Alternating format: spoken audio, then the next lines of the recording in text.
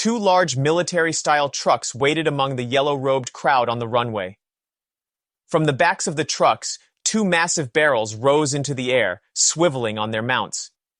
The barrels glinted in the sunlight as they turned to aim at the fighter jets circling overhead. "Are those weapons?" Jade asked.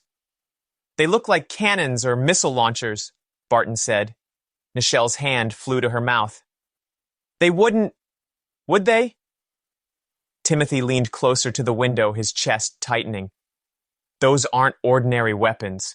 They've got to be altruistic tech." Dennis's eyes widened as he adjusted his glasses. "If those are what I think they are, EMP cannons. High-powered electromagnetic pulses strong enough to knock out electronics." "What?" Mason said.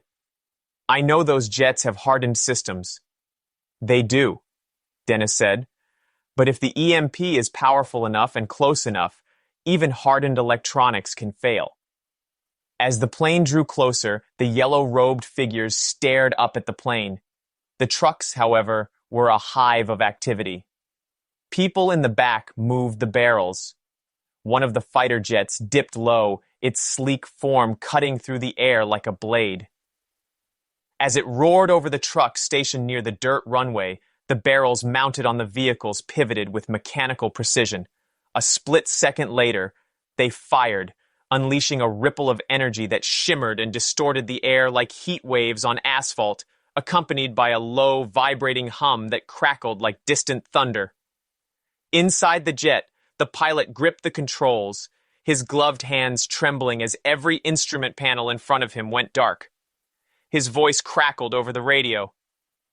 "This is Falcon 1. I've lost all instrumentation. My systems are down. Repeat, all systems down."